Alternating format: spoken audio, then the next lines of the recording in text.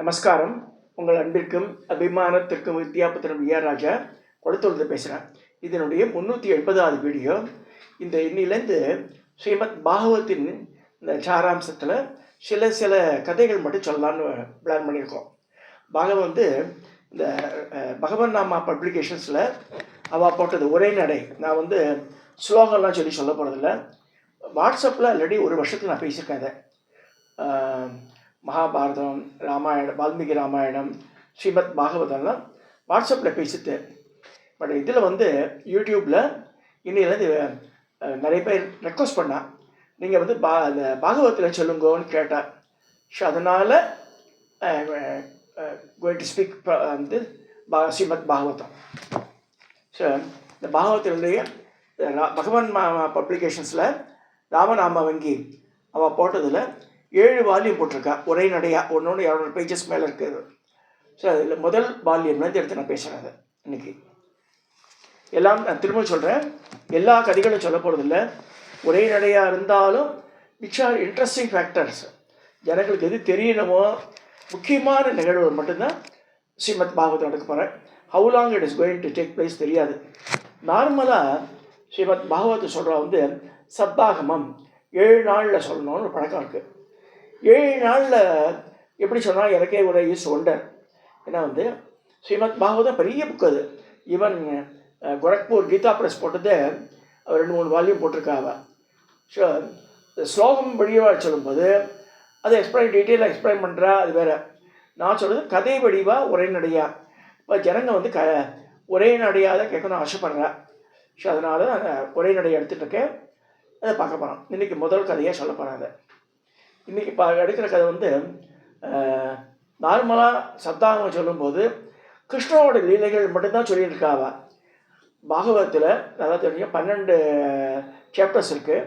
12 chapter 10வது chapter தான் கிருஷ்ணனோட அவதாரமே வருது. நல்லா ஞாபகம் வச்சுக்கணும். ஸ்ரீமத் பாகவத்தில் 10வது சாப்டர்லேருந்து தான் வருது. So then can imagine. ஆனால் வந்து சொல்கிறவா எல்லாருமே வந்து கிருஷ்ணனை பற்றி தான் கான்சன்ட்ரேட் பண்ணி இந்த 10 to 12 தான் எடுப்பாங்க.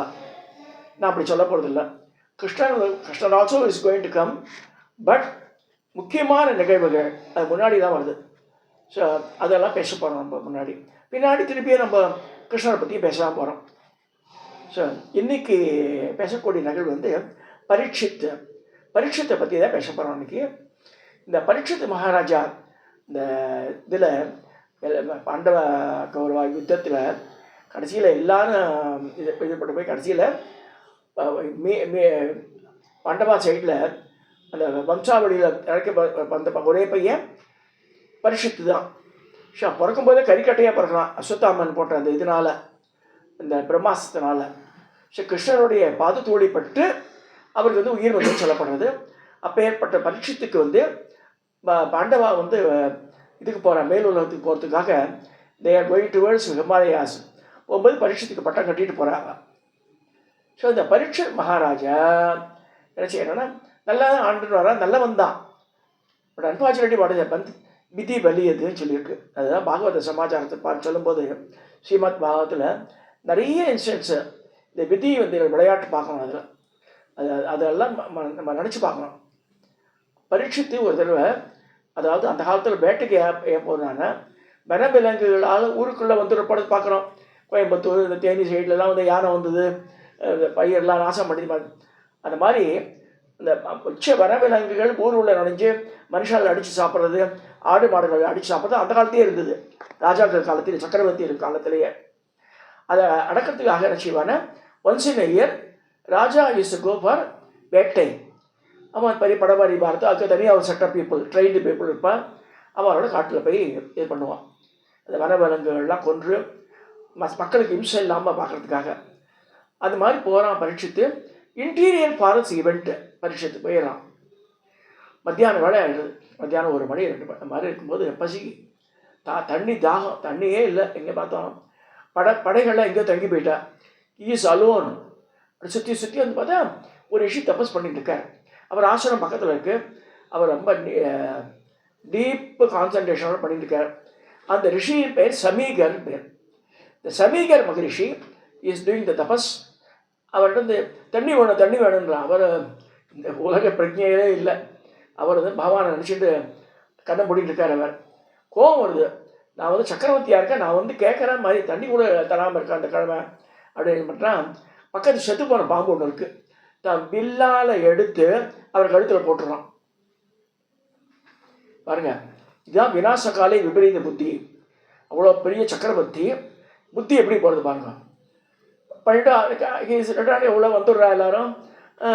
தேர் able to get the water for him போயிடுறார். இப்போ அந்த சமீகர் மகரிஷிக்கு புள்ள இருக்கான். அந்த புள்ள பேர் ஸ்ருங்கின்னு பேர். ஸ்ருங்கி.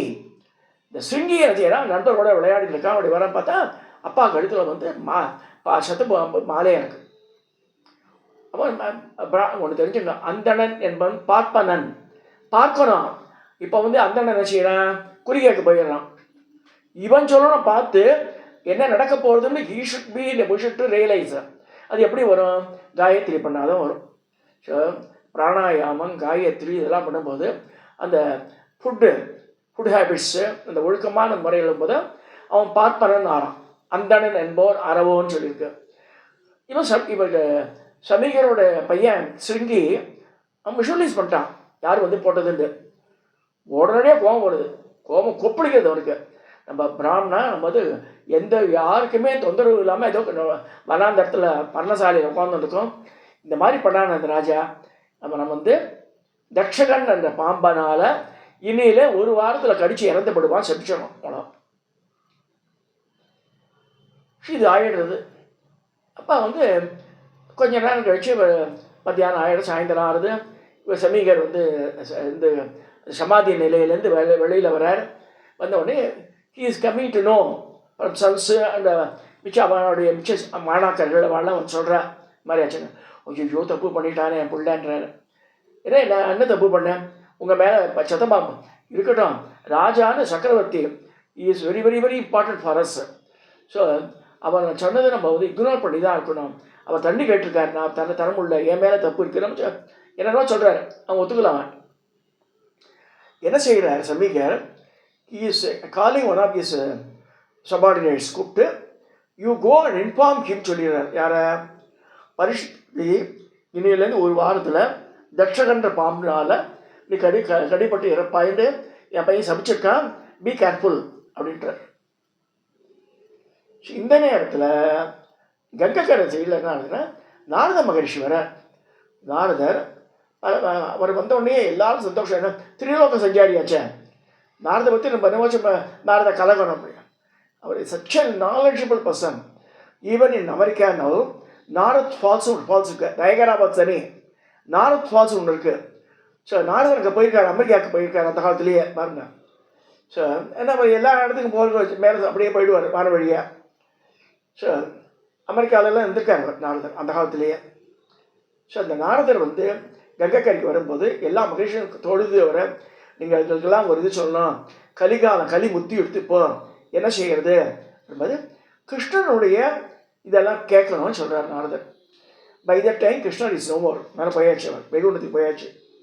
ஸோ கிருஷ்ணனுடைய இதெல்லாம் இந்த பாலா லீலா வினோதி நம்ம இதில் சொல்கிறோம் இல்லையா, லலிதாசனம் பாலா லீலா வினோதினி வருது.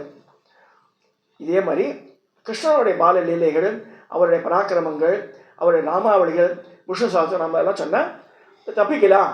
இந்த கலிகாலத்தில் கலிபுருஷனுடைய இதுலேருந்து ஆதிக்கத்துலேருந்து தப்பிக்கலாம் சொல்லி நாரதர் சொல்கிறார். இந்த மாதிரி சொல்லும்போது அதனால பாகவதாலாம் வந்து ஈஸியான வழிகள், நிறைய பெரிய பூஜை புனஸ்காரம்லாம் வேண்டாம். ஓ நமோ நாராயணா இல்லை ஹரே கிருஷ்ணா ஹரே ராமா ஹரே ராமா ஹரே கிருஷ்ணா சொல்லிட்டேன் வச்சுருக்கேன். அந்த கலிகாலத்தில் வந்து இது ரொம்ப ஹெல்ப்ஃபுல்லாக இருக்குன்னு பஜன் ராமநாமா கிருஷ்ணநாமா. இதை ஜெயந்தரே ஒரு பாட்டு பாடியிருக்கார். இதில் காஞ்சி படத்தில் இருக்கும்போது பாமரனே இதை கேளு, கிருஷ்ணநாம சொல்லு, சிவநாம சொல்லு, ஏதோ நாமாவை சொல்லுன்றார். பூஜை புனஸ்காரம் தேவையில்லை அதில். அப்படி சொல்லாமல் அது சொல்லலாம். இந்த டைமே இல்லைன்னா என்ன செய்ய முடியும் ஒருத்தருக்கு, அது சொல்லிட்டு போயிடலாமே. So easily you can escape. அது ராகத்தோடு சொல்லும்போது இந்த பாகவதாலாம் பாடுறாங்க அதான். ஸோ நமக்கு பிடிக்கிறதோ பிடிக்கலையோ அதை கேளுங்க, ஒரு நம்மளை மறந்து அங்கே உட்காந்துட்டோம் கொஞ்ச நேரம். அதுதான் வந்து பாகவதம் வேற. பாகவதா வந்து அந்த நாமஸ்மரணையில் இருக்கிறவா. எஸ்பெஷலி ஹரிநாமத்தை சொல்கிறவா அப்படின்னு சொல்லியிருக்கு. இதெல்லாம் சொல்கிறார் நாரதர். இப்படிலாம் இருக்கும்போது பரீட்சித் வந்து திடீர்னு மனசு மாறுறான். நல்லவன் பரீட்சித்து, நல்ல ஏபிள் ரூலர், நம்ம தப்பு பண்ணிட்டோமே அவன் ஃபீல் பண்ணுறான். கில்ட்டி கான்ஷியஸ் வந்துட்டோம் அது பரீட்சத்துக்கு. நம்ம அந்த காட்டில் இருக்க சன்னியாசி நினைச்சுவார், நம்ம போராத காலம் நம்ம போய் இந்த மாதிரி தப்பு பண்ணிட்டோமே. அதுக்குள்ளே வந்து சமீகருடைய ஆள் வந்து சொல்லிடுறான், இந்த மாதிரி உங்களுக்கு காப்பாற்றுங்க சரின்னு சொல்லிட்டு பரீட்சித் கோஸ் டு கங்கக்கரை. அப்போ நாரத மகரிஷிலாம் இருக்கா. அப்போ வியாசருடைய மகனான சுகபிரம்ம ரிஷி அங்கே வரார். சுகர் வந்து அவ்வளோ அழகாக அழகன், நல்லா 16 வயசு பையன், ரொம்ப அழகாக அங்கே பெரிய தோல் இருக்குது, நீண்ட கைகள் தொட வரைக்கும் தொங்குறது கைகள், நல்லா நிமிர்ந்த நாசி, மூக்கு சப்பை இல்லை, நல்ல ஷார்ப் நோஸு. ஷார்ப் நோஸு மூக்கு பிடிக்கூறாக இருக்குது இல்லை, அந்த இடத்துல ஒரு பெண்டு வந்து வரணும். நல்ல அழகான கன்னங்கள், கூரிய பார்வை. ஏன்னா பெரிய வியாச பகவானோட பிள்ளையாச்ச. ஆனால் வந்து அவதூதர் 16 வயசு பையன் அம்மனமாக வரார். Just imagine. ஆனால் பெண்கள்லாம் பயப்படுறதே கிடையாது அவரை பார்த்து. ஏன்னா பரபிரம்மம் சுகபிரம்மம் தான் சொல்லியிருக்கவன். ஸோ எல்லாரும் அவர் பாட்டுக்கு மரம் பேசுறது, செடி பேசுறது, பறவைகள் பேசுறது சுகபிரம்மம் பார்த்துட்டார். அப்போ சுகபிரம்மம் அவர் வந்து வியாசர்கிட்ட கற்றுண்டார் இந்த இது பாகவத்தை பற்றி. ஸோ ஸ்ரீமத் பாகவதம் யார் எழுதினார்? வியாசர் தான் எழுதுகிறார். 18 புராணத்தில் சில 1 or 2 புராணஸ் தான் been written by others. For example Vishnu Puranam எழுந்து வியாசரோட அப்பா பராசர மகரிஷியை எழுதிடுறார். இருந்தாலும் அப்பாக்குள்ள டிஃப்ரென்சியேஷன் வேணான்னு சொல்லி எல்லாருக்கும் வியாசருக்கே கடி கொடுத்துட்றான். ஸோ அப்பேற்பட்ட வியாச பகவானுடைய புத்திரன் சுகர் மேலே அவ்வளோ பிரியம் யாருக்கு? வியாசருக்கு. ஸோ புத்திராங்க கேட்குறான். புறப்பட்டு போயிட்டே இருக்கும்போது பையனுக்கு 16 வயசு ஆகிடுது. அப்பயும் வந்து பிள்ளைய விட்டு விடாமல் வச்சுட்டுருக்கார் அவர். ஸோ அவர் ஆத்ம ஞானி அவர். ஸோ அப்பேற்பட்ட சுகபிரம்மம் கங்கைக்கரைக்கு வரும்போது எல்லாரும் நமஸ்கரிக்கிறார். ஒரு உயர்ந்த மேடையில் உட்காந்துக்கிறார். அப்போ பரீட்சித்து வரான். நீங்கள் வந்து எனக்கு ஹெல்ப் பண்ணணும், எனக்கு என்ன செய்யறதுன்னு தெரியல, நான் வந்து 7 நாள் செத்து போகிறேன். ஸோ எனக்கு வந்து நான் செத்து பார்த்து நான் ப்ரிப்பேர் பண்ணேன், நான் பண்ண mistake. So I should accept that. இது நான் என்னை செத்து போகிறதுலையும் காப்பாற்றணும்னு உங்களுக்கு கேட்க வரல. இந்த நேரத்தில் நான் புண்ணியம் சம்பாதிக்கணும் சொல்லும்போது அப்போ சுகபிரம்ம சொல்கிறேன், 7 நாள் இருக்கு இல்லையா, 7 நாளில் 7 உலகத்தையே புரட்டிடலாம். நீ வந்து பாகவதத்தை கேளுன்ற, அதான் சப்தாகமம் சொல்கிறார் வாழலாம். ஸோ அவர் எந்த ஸ்பீடில் சொன்னார், எப்படி சொன்னார் நமக்கு தெரியாது. ஆனால் பாகவதம் 7 நாள் சொல்கிறது கஷ்டம், அதுவும் சொல்லிடுறேன் நான். ஏன்னா தே ஆர் கான்சன்ட்ரேட்டிங் ஒன்லி கிருஷ்ணர். இது நிறைய பேர் சொல்ல மாட்டாங்க மிச்ச கதைகள்லாம்.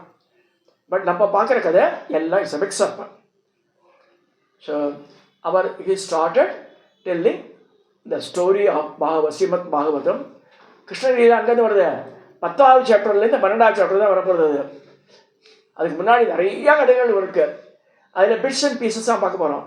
Start with how the Bhagavatam ஸ்டார்டட்காக அந்த ஃபர்ஸ்ட் டாபிக், இன்ட்ரோடக்ஷன் டாபிக் இது. ஸோ இப்போ சுகபிரம்மா சொல்ல ஆரம்பிச்சிடுறாரு பரீட்சத்துக்கு, கவலைப்படாதீங்க, இதை கேளுங்க, கேட்டால் நீங்கள் மோட்சகதிக்கு போயிடலாம்.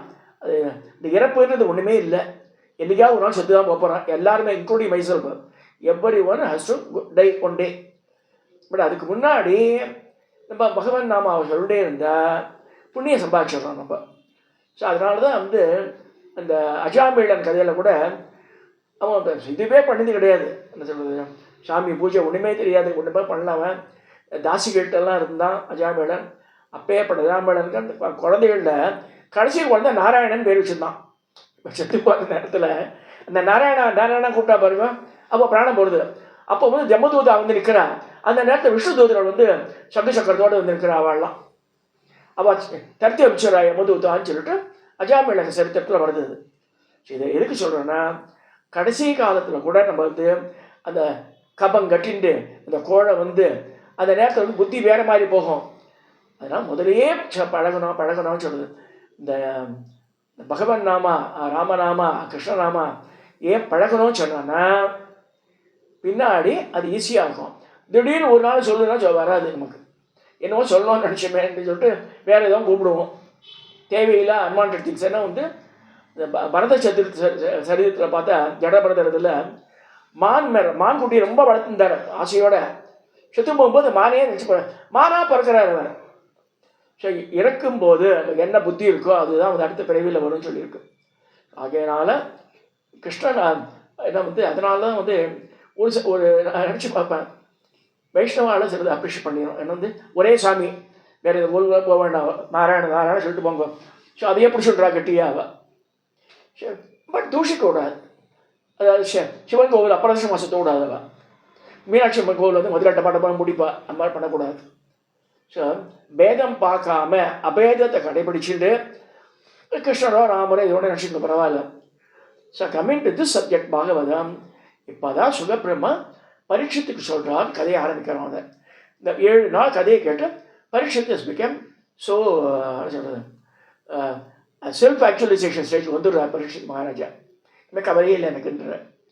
பட் இருப்பினும் அவள் ஊரில் போய் உட்காந்து பெரிய மாளிகை கூட ஒரு கட்டி மேலே உச்சாணிகளில் உட்காந்துருக்கார்.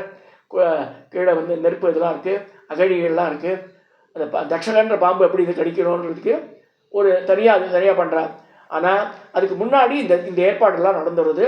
கங்கை கரையில் தான் நடந்து மாதிரி சரிதான் ஆரம்பிக்கிறது.